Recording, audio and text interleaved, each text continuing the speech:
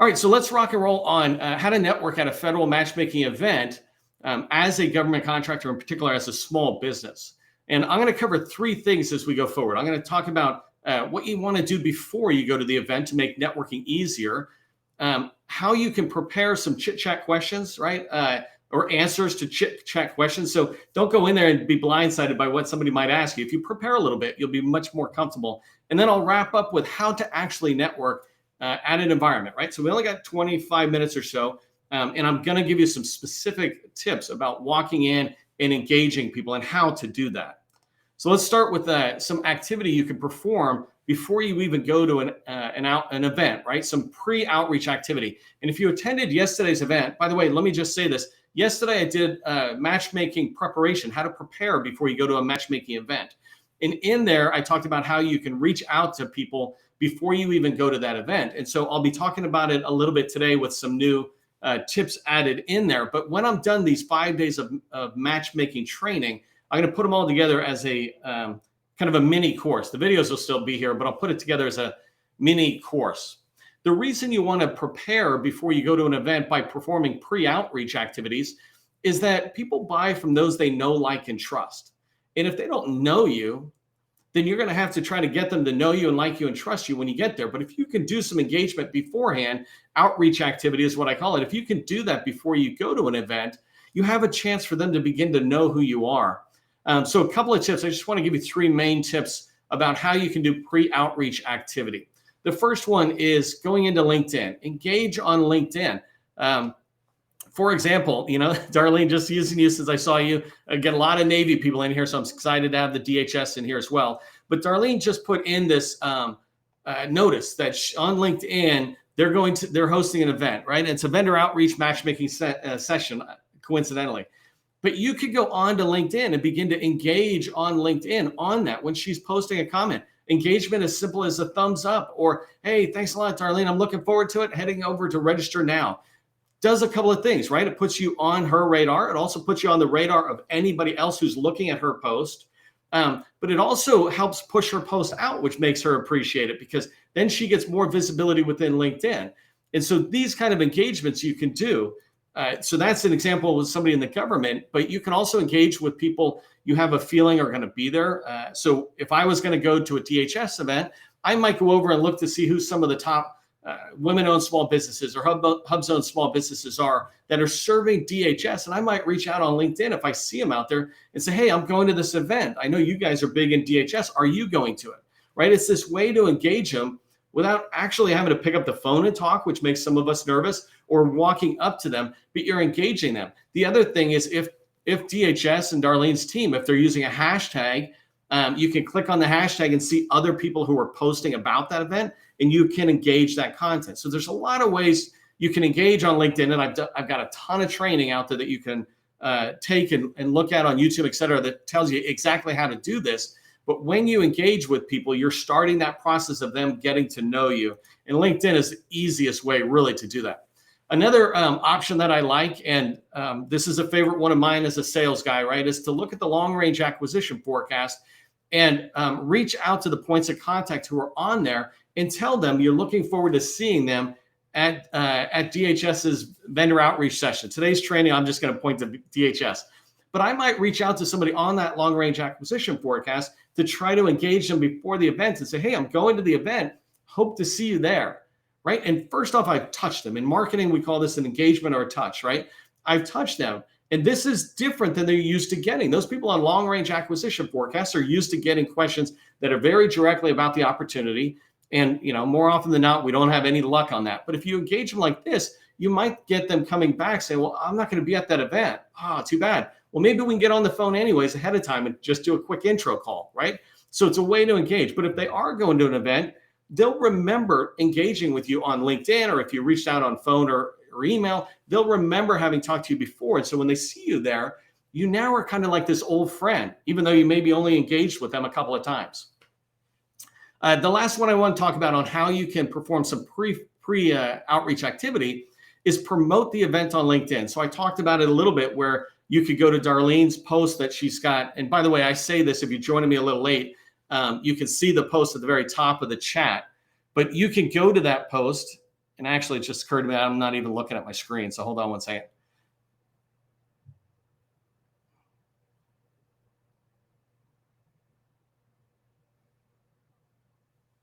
You can go to Darlene's post and engage, right? Thumbs up, etc. But you can also promote this event. You can take her post and reshare it out. And that's great. It'll go to your feed and people will see it. And a lot of times it'll go straight to her post. You can do one of my favorite things to do, which is maybe take her post and make it look different, but still, exciting. The idea is it's designed to kind of make people stop, look at it and go, oh, that's cool. You're redirecting them back to her original post, but you're doing it with your own way. Hey, I'm excited. I'm going to be going to DHS's vendor outreach session and matchmaking session. Hope to see you there. Let me know if you're going to be there. I'd love to network, right? Say those kind of things. And you're reaching out to people and letting them know about that. You're winning points with the agency, anybody who sees that, right? You're also winning points with the organizer. The organizers are trying to create an event that's getting pushed out to as many people as possible. If they see you helping them, right, they're not going to give you a contract, but they certainly are in their hearts going to be thanking you. It's like, oh, that's so cool. I mean, how many people actually promote somebody's event? And so helping promote that event for them is just going to be something that's nice. Maybe when you show up, they're going to be like, oh, you posted that content on LinkedIn, and you don't have to do it once. Right? You can, if you're going to an event and it's 2-3 weeks out and you don't have a lot of activity that you're posting, post it once every couple of days, different times of the day. And you're just pushing that event out there. You're helping the agency, right? A little bit, but you're also building awareness that you're going to the event. And so you're starting that networking really early by raising your hand saying, I'm going to DHS's event. Anybody else going? Love to talk with you. And you'll see people come out of the woodwork saying, hey, I'm coming too. And that was my last point, is if you do this pre-outreach activity and you're promoting events on LinkedIn, you're going to see who else is going to be there. And this is a way to get them to know you and you to know them before you even get to the event. Maybe we sit down for 15 minutes when we're there off to the side and we have an in-person chat. Unless it's virtual, right? But that's a different situation. Okay, so the first thing is do some pre-outreach activity. The second thing I want to just talk with you about is how you can prepare some chit-chat answers to common questions. When you go to a networking event, people ask you similar type questions. An easy question that you can be expected to get asked if you see somebody you recognize is, how are you, for example, right? I always say excellent. My arm could be missing. I'm excellent, except for the arm's missing. But other than that, I'm fine, right? And the point is, I know what I'm going to say when somebody says, how are you? Because they're not asking, how's my lower back feeling these days and all this other stuff. Well, really, it's just a greeting it's an extension of hi, right? So understanding how you respond to certain common things makes it way easier to do it. It makes you way more comfortable. I want to talk to you about some of these questions in a second. Keep in mind, the other reason you do this is because it helps you minimize that anxiety and keeps you from getting caught off guard when someone does ask you a question. Because when you go to an event and you're meeting people, they are going to ask questions. They're curious about you. You're curious about them, right? Before I go farther into this particular training, do me a favor. I rarely go into chat when I'm talking, but I'm going to want to in a second here. I'm curious if you have questions that you feel like might come up at an event and you're interested in how I might respond. If I can turn over and look at it really quick and I see a couple of questions, I'll try to answer those, but I'll give you a couple of my first ones. Before I do, though, don't go to an event and be a subject matter expert. Even if you are the subject matter expert, right? I have a lot of people I work with who are subject matter experts in cybersecurity and this and that. I'm like, stop. You're a salesperson for the day. Salespeople are networkers and chit chat. If you want to have SME conversations, have it a different time. But if you get yourself caught into SME status, that's not a good conversation to have at a networking event. It's too deep, right? You want to be able to take it offline where you can have notes. But really, my advice is for the rest of you who are not SMEs, don't even try to be a SME. Just try to be a friendly person. I'm interested in DHS. We do cybersecurity, for example. That's about the end of the tactical discussion you want to have. You want to keep your conversation, any chit-chatting, at a third grade level or a networking event level. I like to describe it as if you're at a wedding and you're sitting around a table, you got 10 random people you're sitting with and you're answering questions back and forth. You're talking. No one's going deep into the risk management framework level of cybersecurity and how we do red teams and blue teams. Way too deep, right? I just want to sip my wine and eat my food and chat. And so keep it at that level. your whole goal really when you network is to say, hey, maybe we take this offline. Maybe we follow up after this event. And when you keep that in mind, then you'll remember you don't have to be the expert. You just have to be friendly. And so let me give you some examples that might come up that could be questions you could try to answer. So, and these are just random questions I threw down. I didn't try to overly make these complicated. But a first question somebody might ask, or you might ask, right? It could be either way, by the way, because these questions I'm saying, except for the one that's a bad question, I'll tell you about in a minute. But these questions can go back and forth. So, for example, have you ever been to one of these DHS events before? How do you like them? Do you find them valuable? That kind of expansion going on. If you haven't, don't just say no, right? So if you haven't, then the answer is, no, I haven't been, but I'm super excited to be here today. We've always wanted to be to one of these events. I'm very interested in working with FEMA. So I'm hoping they talk a lot about FEMA opportunities, something like that, right? You're expanding upon the answer. You're not just saying no. Even if somebody asks you a closed question, a yes or no question, expand on that. It's a conversation that we're trying to have. And you can also ask that question as well, right? And what was your experience?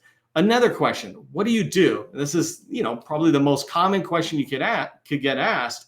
If somebody asks you what you do, don't try to answer it in the most depth you can. I tried to think of a couple of different examples that I might use. For example, what do you do, Neil? Well, we're in the cybersecurity business. In particular, we're focused on data security, protecting data. We like to say protecting data at use, in motion, and at rest, in use, and in motion.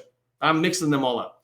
But you know what I'm saying there, right? We do cybersecurity with a focus on data security. We do construction, right? With a focus on elevators. That's really our specialty, is elevators. And then you might sit there and say, we do Microsoft Office 365 with a specialty in Microsoft SharePoint. That's really our world, business process improvement around SharePoint. How about yourself? Right? You're throwing it back to them. You're not trying to go into depth. Don't try to answer a long question. Don't even give an elevator pitch, because the whole idea of an elevator pitch is many floors, right? Just give a response. You're just chit-chatting back and forth at the moment to generate kind of interest. If you're talking to a construction company who's not in DHS and you're an IT company, it might not be a good fit for long-term discussions later. But if you're talking to a construction company and you're IT and they're both in DHS, that would be worthwhile going offline because you're both targeting the same agency. That kind of thing, right? Let me just see if I see a question. Otherwise, I'll just move on. I don't, so I'll just move on. Another question you might get is, are you on such and such contract vehicle? I used to hate that.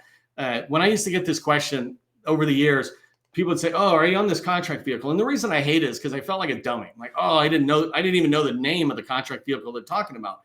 But the reality is there's more than 100,000 contract vehicles out there. I can't possibly know them all. Even the biggest and the best, it's like, I can't possibly know them all. And so don't feel that same anxiety that I did. The reality is there's too many for you to know. And the question was just, are you on this contract vehicle? Not, are you smart enough to know the name of this contract vehicle and be on it, right? I read too much into it.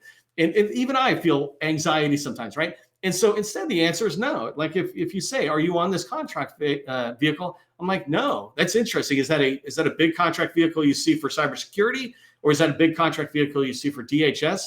How about yourself, right? You could throw it back to them gently, and you don't take it as some sort of attack, right? Not that you would, but some of us, sometimes when we get a question we feel like we should know, we're feeling like it's an attack, when really the other person's just like, are you on this contract vehicle? They're just making casual conversation. So don't read too much into a question. The last question I want to talk about is one that I just hate. No one should ever ask these types of questions. They're belittling questions to small businesses, and they don't reflect any kind of reality of the situation when they ask it. So an example is, how big are you, right? Or how many people do you have? If you're ever in an environment, never ask somebody that. But it's just such a rude question. It's not to go too far around, but it's kind of like in the old days, people said, don't talk about, I think it was religion, politics, and money or something. I'm okay with actually talking about all three of them, but there's certain questions you don't ask people and certain things that are just have no reason to ask when you're a business. Larges tend to be the worst violators of this. But my point for saying this is that make sure you don't ask that question first. And then second, if somebody does ask you, don't, again, do what I did. I'm trying to give you a lesson learned. I used to get pissed off. I was like, all right, I wouldn't show it, but internally I'm like, oh, I'm never talking to them again or something. And it's just unreasonable of me to think that some people won't ask it. But a way to say this, and perhaps something for you to keep in mind, is that we have a few people, but we're still in the small phase of small business, if you will. So something a little funny like that, it just redirects the conversation. And then I can continue. Like everyone, though, I'm ready to grow around our SME of cybersecurity. I'm really interested to see if there's room in DHS for cybersecurity growth. How about yourself? Are you guys in DHS at any particular level? And it's a way not to ask them how big they are. You don't be mean back, but you can ask them something like, are you already in DHS or FEMA, for example? Or would this be new for your company? And you're trying to give it that soft type of question back. Hopefully that made sense as I asked some of those. And so there's people in there looking for in community, by the way, engage in the chat in the community because people are looking to talk in there. So let me wrap up here with how you can network actually, right? By behaving nice and getting invited into circles at events. When you go to a networking event, basically there's little cliques around a networking event. So whether it's a conference or an actual networking event, matchmaking event, et cetera, there's these little circles. And if you're ever in a circle, you want to make sure your circle is open, and I'll talk about that in a minute, and not closed. Closed is keeping people away. We often keep our circles closed instead of opening it up. So my first guidance for when you go to an event and you want to have success networking at an event, bring a smile. If you're not going to bring a smile, stay at home. No one wants your, and I say this softly, but no one wants your misery. We all got our own problems. And I'll give you an example, right? I do these lives every day at 12 o'clock East Coast time. And I had one scheduled in about 15 minutes to the start time, 10 minutes to the start time. I get a call from my wife. She's crying. The ambulances are at this swimming pool area where my sons were swimming. And, I could hear this kind of things. Anyways, long story short, he fell, banged his head. It was gashed open. He needed stitches, all this stuff. He's fine. But when she was calling, I had this event. I'm like, oh. And I had like 90 people registered live for that event. And I could easily blow it off. I canceled some events. But I analyzed the situation. I decided I could stay. My point was, other than, my son just banged his head, I didn't bring any of the, fear of whether it was okay. And by the way, I'm not like cold or heartless or something. I could hear the paramedics going, he's fine. He's got blood, but he's fine. And I've been a kid. I know what it's like to crack your head open. But it wasn't bad, but it definitely needed my attention. But I came into the live and I did the event, and no one really knew this at all. And what I'm saying is not to go to an event, right? And when your kid bangs their head or something like that, right? The moral is to just bring a good attitude or stay home. If I wasn't prepared to just put that aside, my baggage aside, leave it in the car for a second and come into the office and do the live, if I couldn't do that, then go away, because people want to interact with you with a smile. Of course, we're empathetic, right? Of course, we're going to feel bad. But there are people sometimes who bring just their day-to-day misery, not some exceptional misery that's happening, but just day-to-day misery, their complaints about things that are going on. No one wants that. In a networking environment, we want optimistic people who are looking forward to working with DHS or whoever, right? We want to know that you're as interested in having conversations. We're not really looking for the baggage. So hopefully I communicated that in a way that made sense, doesn't make me sound cold and heartless. But this idea, just bring a smile to the networking event. The second rule you want to pay attention to is it's called the 3-foot rule. If you're within 3 feet of somebody, say hello. In fact, turn to the person on your left, turn to the person on your right and say hello. Well, we're virtual, so forget about that. But you know what I'm saying, right? 3 feet, whether you're at a grocery store, whether you're at an office where you work, whether you're at a networking event, if you're within 3 feet, say hello. If you're in a checkout line, say hello to people. It's great practice for when you go to a networking event. But if you never say hello to anybody, how are you going to get good at it? The next time you go to get Starbucks, the next time you're walking to get coffee or your lunch from the office cafeteria or something, say hello in the 3-foot rule. Try this for an exercise in networking. When you get into an elevator and there's people in there, say hi, right? Don't step and be afraid.